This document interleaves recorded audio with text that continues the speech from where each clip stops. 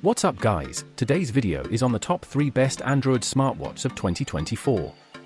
Through extensive research and testing, I've put together a list of options that'll meet the needs of different types of buyers.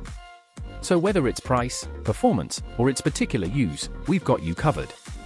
For more information on the products, I've included links in the description box down below, which are updated for the best prices. Like the video, comment, and don't forget to subscribe. Now let's get started. Number 3, Amazfit GT R3 Pro. The body of the watch itself is made out of aircraft-grade aluminum alloy. At 32G, without the strap, you barely feel it on your hand. The design is quite understated, so you can easily transform it with one of the 150 plus watch faces. Besides different looks, these have different functions too, but we'll get to that. The important thing to note for now is that the circular display is 1.45 inch in diameter, up from 1.39 on the GT R2. The bezels were slimmed down, so it's not a large watch, though there are no size options, so Amazfit aimed for an average size.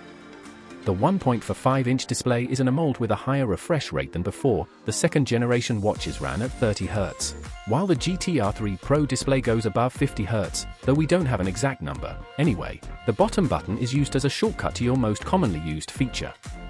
You can set one for short and one for long press. Long pressing the crown can also trigger a feature. This includes one of the health tracking features, Amazon Alexa, voice memo, camera remote, etc. The Amazfit GT R3 Pro features the latest BioTracker 3.0 sensor, as do the non-Pro and the GTS watches. Version 3.0 features 2 LEDs and 6 photodiodes, allowing it to collect data faster and do it more accurately. To boot, all of the health sensors come into play when you exercise. The data they record can be synced with Apple Health, if you are an iPhone user, Google Fit, for Android users, as well as third-party apps like Strava, Relive and Runkeeper. The Amazfit GT R3 Pro can track over 150 sports modes, and can automatically recognize 8 modes so that you don't have to manually start the tracking for them. An in-house algorithm has been developed to track maximum oxygen intake, VO2 max, the training load and effectiveness, as well as how long it takes your body to recover afterwards. The Amazfit GT R3 Pro offers the usual smartwatch features. It can show the text of an incoming SMS as well as notifications from select apps. Smart bands can do this too, but the large screen fits quite a bit of text. Number 2, Garmin Venu 2 Plus. The Garmin Venu 2 Plus has the same 1.3-inch OLED screen as the 45mm Venu 2, but it has a smaller diameter of 43mm, 43.6mm to be exact. It looks more refined than its predecessor, with a greater screen-to-surface ratio and a slicker bezel. It's also lightweight and incredibly comfortable to wear, unlike Garmin's chunkier watches. Its design is tough too. The screen covering is made from Gorilla Glass 3. Its back and display surround are made from steel and sandwiched between a frame of toughened plastic. The bezel also has a hardy PVD coating.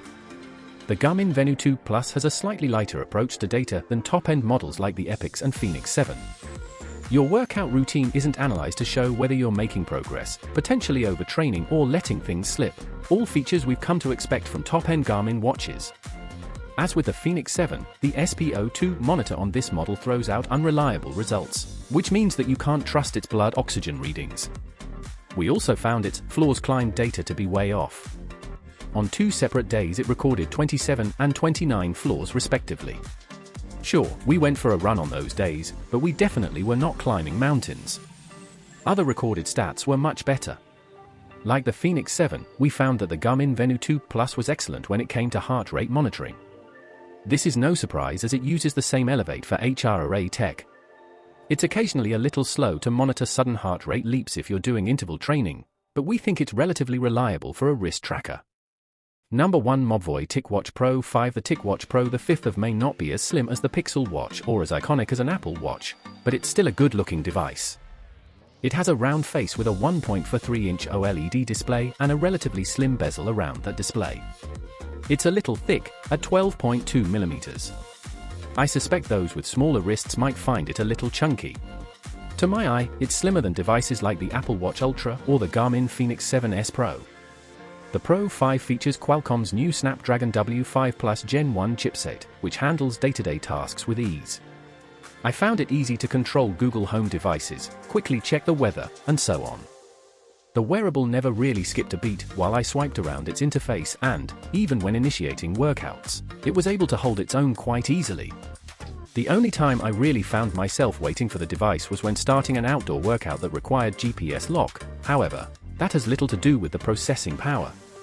GPS acquisition was, unfortunately, an issue during most workouts, taking upwards of 30 seconds before negotiating a satellite lock. Health and fitness on the TicWatch Pro 5 is managed through the new Mobvoi Health app. The app is relatively simple and easy to navigate, showing statistics for your workouts and health metrics. You'll get information about exercise, sleep, heart rate, stress, and more. Thank you for watching this video. Do like and subscribe.